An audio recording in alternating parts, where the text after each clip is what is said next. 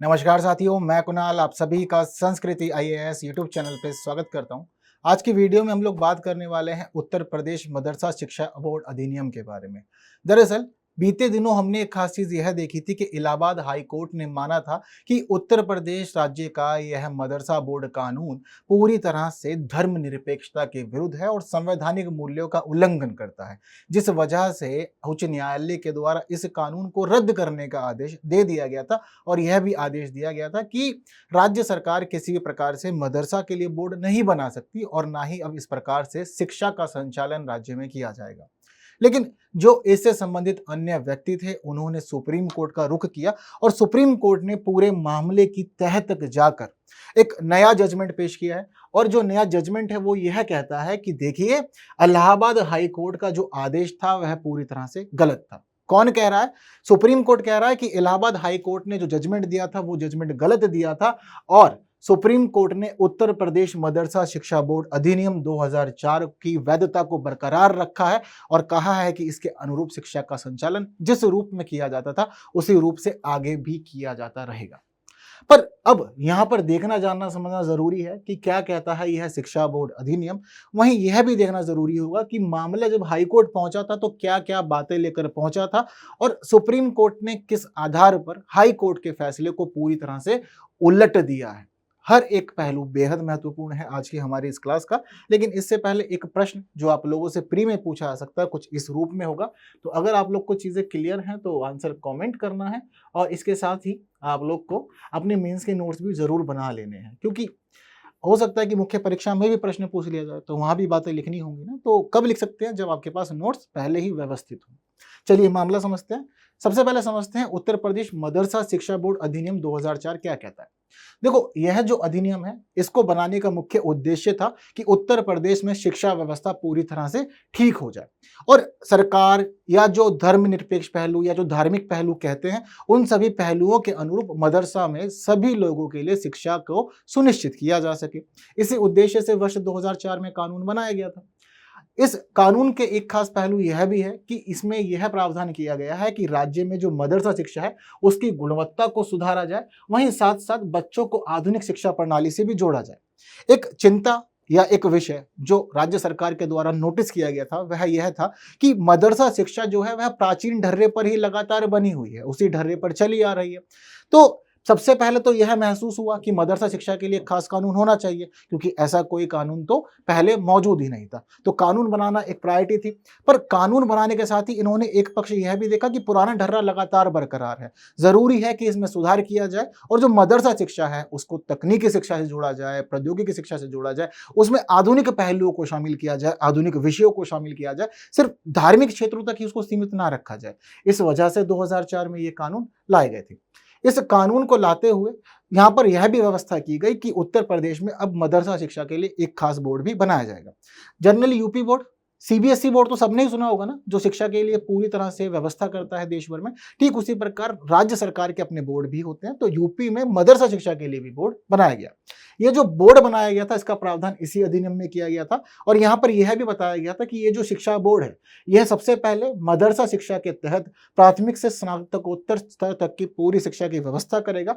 इसके साथ साथ ही इसमें अनुसंधान स्तर तक की शिक्षा की व्यवस्था भी की जाएगी। तो यह सारी जिम्मेदारियां दे दी गई उत्तर प्रदेश मदरसा शिक्षा बोर्ड को। कहा गया कि आप इन सभी स्तर पर आप शिक्षा को व्यवस्थित करो कि कैसे कैसे बच्चों को पढ़ाया जाएगा। इसके साथ ही यहाँ पर अरबी, उर्दू, फारसी, इस्लामिक स्टडीज, फिलोसफी जैसी शिक्षा को भी परिभाषित कर दिया गया था। ये कुछ खास पहलू हैं इस अधिनियम के, जिसके बाद हमने देखा कि मदरसा शिक्षा में एक बड़ा परिवर्तन हुआ। मदरसे भी तेजी से विकसित हुए, इनकी संख्या भी तेजी से बढ़ी। राज्य सरकार ने फंड भी इनको अलॉट किया और अलॉट करने के साथ ही चीजें लगातार चल रही थी सालों से।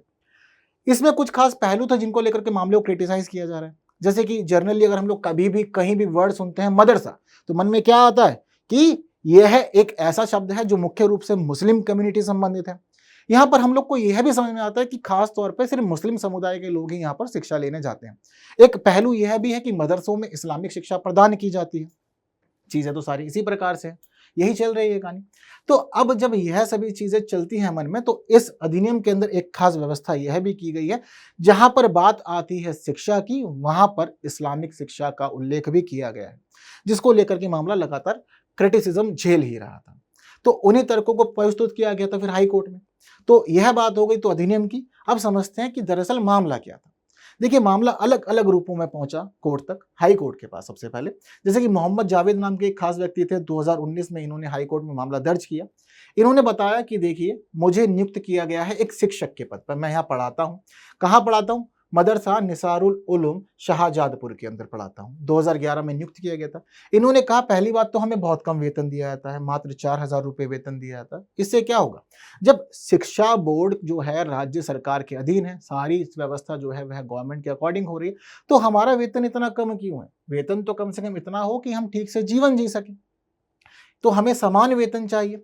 इसके अलावा इन्होंने मांग रखी कि देखिए, मदरसों के अंदर जो शिक्षकों की नियुक्ति होती है उसकी व्यवस्था अलग है, मदरसों के पास ये जिम्मेदारी रहती है। ऐसा नहीं होना चाहिए, और मदरसों में जो शिक्षकों की नियुक्ति की जानी है उसमें राज्य सरकार, मदरसा शिक्षा परिषद और जिला अल्पसंख्यक कल्याण अधिकारी, इन सभी की भूमिका होनी चाहिए, और मिले जुले रूप से एक प्रतियोगी परीक्षा के माध्यम से सुव्यवस्थित नियुक्ति की व्यवस्था की जानी चाहिए। हम ये मांग करते हैं। तो ये इन्होंने अपनी बातें प्रस्तुत की। इसके साथ ही हम लोगों ने देखा कि मदरसा अधिनियम के विरुद्ध सबसे पहली जो याचिका थी वह तो 2012 में ही लग गई थी। एक सिराजुल हक नाम के व्यक्ति थे, इन्होंने अपनी बातें प्रस्तुत की थी, और कुछ अन्य याचिकाएं भी लगाई गई। हाई कोर्ट ने सारा मामला देखा। कुछ अन्य याचिकाओं के अंदर और भी पहलू थे, जैसे कि हम देखते हैं कि एक वकील हैं अंशुमान सिंह राठौर, उन्होंने लगाई याचिका और कहा कि जो मदरसा व्यवस्था है उत्तर प्रदेश के अंदर बहुत ही गलत है। क्यों गलत है? सबसे पहली बात तो ये धर्मनिरपेक्षता के विरुद्ध है। हमारा संविधान कहता है कि भाई आप कुछ भी काम करोगे देश में तो कैसा होना चाहिए? धर्मनिरपेक्ष होना चाहिए, किसी धर्म से संबंधित नहीं होना चाहिए। लेकिन मदरसे में शिक्षा कैसी दी जा रही है? इस्लामिक शिक्षा दी जा रही है। ये इन्होंने याचिका में प्रस्तुत किया। इसी के अलावा विधि के समक्ष समानता के भी आप उल्लंघन कर रहे हैं। कानून के समक्ष सब समान है, सबके लिए समान व्यवस्था होगी ना, अनुच्छेद 14 कहता है, आप इसका भी उल्लंघन कर रहे हैं। अनुच्छेद 15 जो कहता है कि भाई किसी भी व्यक्ति को धर्म, लिंग, जाति, जन्म स्थान आदि के आधार पर रोक टोक नहीं की जाएगा, भेदभाव नहीं की जाएगी उसके साथ में, वह कहीं भी आ जा सकता है जो भी सार्वजनिक स्थल है। लेकिन यह क्षेत्र जो है मुख्य रूप से मुस्लिम समुदाय के लिए आरक्षित है, ये इन्होंने याचिका में प्रस्तुत किया। इसके साथ ही अनुच्छेद 21 है जो कहता है कि शिक्षा सबको मिलेगी, उसका भी उल्लंघन हो रहा है। तो इस पिटीशन में उल्लंघन की बातें भी प्रस्तुत की गई। एक अलग याचिका में अधिकारों की बात प्रस्तुत की गई, शिक्षकों की नियुक्ति की बात प्रस्तुत की गई। सारे मामले को हाई कोर्ट ने देखा, जाना, समझा, और देखते जानते समझते हुए हाई कोर्ट ने अपना एक महत्वपूर्ण निर्णय प्रस्तुत किया। हाई कोर्ट ने यहां महसूस किया कि देखिए, यह जो व्यवस्था है या जो बोर्ड है मुख्य रूप से एक धार्मिक समुदाय से संबंधित है, इसीलिए आप संवैधानिक मूल्यों का उल्लंघन कर रहे हैं। क्योंकि अगर आप किसी एक धर्म के पक्ष में चले जाते हैं तो इसका अर्थ है कि आप संविधान के अंदर जो अधिकार हैं धार्मिक, उनका भी पालन नहीं कर रहे हैं। तो यह सभी चीजें समझना जरूरी है। तो धर्मनिरपेक्षता के सिद्धांत का उल्लंघन आपने किया, इसका अर्थ क्या हुआ कि आपका जो कानून है वह अब असंवैधानिक हो गया, संविधान के विरुद्ध चला गया। और जब कोई चीज हमारे देश में असंवैधानिक हो जाती है तो क्या अर्थ होता है? अब उसको व्यवस्था में बनाए नहीं रखा जा सकता और उसको रद्द करने के लिए कह दिया जाता है। इसके अलावा हाईकोर्ट ने एक खास बात यह भी प्रस्तुत की कि देखिए, राज्य के पास धार्मिक शिक्षा बोर्ड बनाने की कोई शक्ति नहीं है। अगर हम कानूनों को समझें तो ऐसी हमें कहीं भी व्यवस्था नहीं मिलती जो राज्य सरकार को अनुमति देती है कि आप धार्मिक शिक्षा के अकॉर्डिंग कोई बोर्ड बनाएंगे। यदि ऐसा होगा तो कल को हिंदू समुदाय के लिए, क्रिश्चियन समुदाय के लिए, सिख समुदाय के लिए, अलग अलग समुदायों के लिए बोर्ड भी बनाए जाएंगे। ऐसा अधिकार तो हमने नहीं देखा। हमारी जो सूचियां हैं उन सूचियों के अंदर जो राज्य सूची है, ऐसा कोई अधिकार वहां मेंशन नहीं है। और अगर आप ऐसा काम कर भी रहे हैं तो धर्मनिरपेक्षता के विरुद्ध है, अनुच्छेद 14 के विरुद्ध है, गलत मामला है। इसके साथ साथ यहाँ पर इन्होंने यह भी पॉइंट नोटिस किया कि यह जो अधिनियम है उस अधिनियम की धारा 2H में कहा गया है कि मदरसा शिक्षा के अंदर इस्लामिक अध्ययन अनिवार्य रूप से शामिल रहेगा। अगर आप मदरसा शिक्षा में इस्लामिक अध्ययन कराएंगे तो सीधी सीधी बात जो हुई वह धर्मनिरपेक्षता के विरुद्ध हो गई, संविधान के विरुद्ध हो गई, और यह सभी धर्मों को लेकर के, सभी समुदायों को लेकर के साथ भी नहीं चल सकता। यह भी यहाँ पर गड़बड़ है। तो यह जो सभी चीजें थी इनको हाई कोर्ट ने देखा। हाई कोर्ट ने यहाँ पर यह भी नोटिस किया कि अब समय बदल रहा है। यह अधिनियम इसलिए बनाया गया था ताकि आधुनिक शिक्षा दी जाए मदरसों में, लेकिन हम यह भी पाते हैं कि हिंदी, अंग्रेजी, गणित, विज्ञान, सामाजिक विज्ञान, ये सभी विषय या तो अनुपस्थित हैं मदरसा शिक्षा के अंदर या फिर वैकल्पिक शिक्षा के रूप में यहाँ पर इन सभी विषयों को पढ़ाया जाता है। यह भी गलत है। दरअसल विज्ञान, सामाजिक विज्ञान, गणित ये तो मुख्य विषय होने चाहिए, आप इनको वैकल्पिक कैसे बना सकते हैं? इसके साथ ही साथ यहाँ पर हाईकोर्ट ने कहा कि मदरसा शिक्षा में शिक्षा ना तो गुणवत्तापूर्ण है और ना ही सार्वभौमिक। ये सभी बातें जानते समझते हुए हाईकोर्ट ने कहा कि देखिए, जो आपका कानून है, जो अधिनियम है, वह असंवैधानिक है, इसको व्यवस्था में बनाए हुए नहीं रखा जा सकता, इसलिए हम रद्द करते हैं और अब आने वाले समय में उत्तर प्रदेश राज्य में ऐसी किसी प्रकार की शिक्षा या ऐसे किसी भी बोर्ड का संचालन नहीं किया जाएगा। यहाँ मामला इन्होंने समाप्त कर दिया, खत्म कर दिया। अब जैसे ही मामला देखा कि भाई पूरा जो मदरसा शिक्षा बोर्ड है वह समाप्त हो गया, राज्यों में मदरसा शिक्षा नहीं चल पाएगी, अब क्या किया जाए? तो जो इस पहलू से संबंधित प्रमुख लोग थे, उन्होंने सुप्रीम कोर्ट का रुख किया। देखो, एक कहावत है ना हम सभी के बीच में कि मरता क्या नहीं करता। मतलब जो व्यक्ति मरने वाला है वो अपने को बचाने के लिए हर एक कोशिश करेगा, हर एक एफर्ट करेगा, तो सच्चाई है जीवन की, है ना? ये होता है। ठीक इन्होंने किया, जब जितने भी लोग मदरसा शिक्षा से जुड़े हुए हैं, चाहे जो लोग रोजगार से जुड़े हुए हैं, उन लोगों ने एक खास पहलू नोटिस किया कि देखो, हमें अगर बचा सकता तो सुप्रीम कोर्ट बचा सकता है। एक बार याचिका लगा के कोशिश कर लेते हैं, क्या ही परेशानी है। याचिका लगा लेते हैं, स्वीकृत हुई, मामला सुना गया, फेवर में आ गया तो अच्छी बात है, वरना मामला तो निपट ही रहा है, गड़बड़ तो कुछ है ही नहीं ना यहाँ पे। तो इन्होंने याचिका लगाई और दलीलें पेश की। इन्होंने कहा कि देखिए, उच्च न्यायालय के अंदर जो याचिका लगाई गई थी, ना तो उसमें कुछ आधिकारिता थी और ना ही प्रामाणिकता, ना तो उसको प्रमाणित किया जा रहा था, यानी कि कोई प्रूफ नहीं है, कोई सर्टिफिकेट नहीं है, कोई सबूत नहीं है, बस बातें रख दी गई हैं। लोग जानते ही नहीं है कि मदरसा शिक्षा किस प्रकार से चल रही है, ये बात उन्होंने रखी। लोगों को पता ही नहीं है कि मदरसा में आज के समय में आधुनिक शिक्षा दी जा रही है, हर एक विषय पढ़ाया जा रहा है, सिर्फ धार्मिक विषयों तक ही सीमित नहीं है मदरसा, ये लोगों को पता ही नहीं है। इन्होंने कहा कि पहले आप मामले को जानिए, समझिए, तह तक जाइए, तब आप बोलिए कि मदरसा शिक्षा धार्मिक पहलुओं को समाये हुए है, कोई और इसमें शामिल नहीं है। इन्होंने यह भी कहा कि अगर आप पूरे राज्य के अंदर मदरसा शिक्षा के बोर्ड को बंद कर देते हैं तो ध्यान रखिएगा कि 16,000 से अधिक मदरसा हैं जिनके अंदर 17 लाख छात्र पढ़ते हैं, इनका भविष्य खतरे में पड़ जाएगा।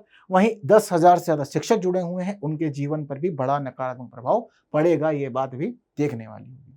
याचिका लगाते हुए यह भी कहा गया कि मदरसा शिक्षा सिर्फ और सिर्फ इस्लामिक विषयों तक ही सीमित नहीं है, बाकी सब विषय भी पढ़ाए जा रहे हैं, आधुनिक शिक्षा भी दी जा रही है। तो ऐसी स्थिति में आप पहलुओं को एक क्षेत्र तक सीमित ना रखें, वरना गड़बड़ हो सकती है, इसको समझना भी जरूरी है। यहाँ पर जो याचिका लगाई उसमें यह भी प्रस्तुत किया गया कि अगर आप संवर्ती सूची का प्रविष्टि 25 देखेंगे तो प्रविष्टि 25 के अंदर आपको देखने को मिलेगा कि राज्य सरकार को ऐसे अधिकार हैं जहां वह धार्मिक आधार पर चीजों को व्यवस्थित कर सकती है, बोर्ड बना सकती है। ये सारी बातें सुप्रीम कोर्ट के सामने रखी गई और जब सुप्रीम कोर्ट के सामने बातें रखी गई तो सुप्रीम कोर्ट ने इसके आधार पर ही अपना निर्णय दे दिया। सुप्रीम कोर्ट ने कहा कि देखो भाई, मदरसा शिक्षा सुधर गई है, व्यवस्था बदल गई है, तो धार्मिक मूल्यों का उल्लंघन नहीं हो रहा है, धर्म निरपेक्षता का उल्लंघन नहीं हो रहा है, तो ऐसी स्थिति में चीजों को व्यवस्था में बनाया जा सकता है। इसके अलावा यहाँ पर इन्होंने यह भी कहा कि देखिए, राज्य निधि से संचालित जो शैक्षणिक संस्थान है वहां पर धार्मिक शिक्षा नहीं दी जाएगी, इस बात का खास ध्यान रखा जाए। अगर कहीं भी ऐसा हो रहा है कि जो राज्य निधि संचालित मदरसे हैं या जो भी संस्थान है वहां धार्मिक शिक्षा दी जा रही है, तो यह सब कुछ गलत है। आप सामान्य रूप से पढ़ाइए, क्योंकि वह जो धन जा रहा है वह सबके लिए जा रहा है, जो कि हमारे संविधान का एक महत्वपूर्ण पक्ष है, धर्मनिरपेक्षता को निरूपित कर रहा है। तो यहाँ पर आपको चीजें समझ लेनी है कि देखो भाई, राज्य निधि से व्यवस्था चल रही है तो आप धार्मिक शिक्षा नहीं देंगे, आपको सार्वभौमिक शिक्षा देनी होगी। इन्होंने यह भी कहा कि अधिनियम के तहत जो वैधानिक बोर्ड बनाया गया है, यह वैधानिक बोर्ड नियामक प्रकृति का है, तो आपको यह भी समझना है कि चीजें इसके अकॉर्डिंग भी चलती रहें, बोर्ड का पालन हो, नियामक रहे और चीजें सुव्यवस्थित रहे, एक अच्छी शिक्षा सबको प्रदान की जाए। हम नहीं चाहते किसी का जीवन प्रभावित हो, किसी का भविष्य प्रभावित हो, सभी चीजें ठीक है, बस कुछ खास बातों का ध्यान रखेंगे तो कोई गड़बड़ नहीं होगी। यहाँ पर उच्चतम न्यायालय ने प्रस्तुत किया और सुप्रीम कोर्ट ने यह सभी बातें प्रस्तुत करते हुए high court, Allahabad high court के उस आदेश जिसमें मदरसा बोर्ड व्यवस्था जो थी उसको निरस्त करने का आदेश दे दिया था, फिर एक बार जिंदा कर दिया है। तो प्राण देने का अधिकार है इसको, उसने वापस से उस कानून को प्राण दे दिया जो हाई कोर्ट के द्वारा पूरी तरह से समाप्त कर दिया गया था। ठीक, तो यही है पूरा का पूरा मामला और इससे संबंधित एक प्रश्न जो शुरुआत में दिखाया था। अब मुझे लगता है कि आप लोग इजीली चीज़ों को बता सकते हैं, तो जल्दी से आंसर कमेंट कर दीजिए, अपने नोट्स भी बना लीजिएगा और वीडियो पसंद आई है, इन्फॉर्मेटिव लगी है तो बाकी साथियों तक भी शेयर जरूर कीजिएगा। इसके साथ ही आप लोग को प्रश्न का उत्तर भी चाहिए होगा, तो देखिए आप लोग की स्क्रीन पर है, उम्मीद करता हूँ कि सही रहा होगा। बाकी बातें हम लोग अगली वीडियो में करेंगे कुछ नए विषयों के साथ, तब तक के लिए विदा दीजिए। Thank you so much.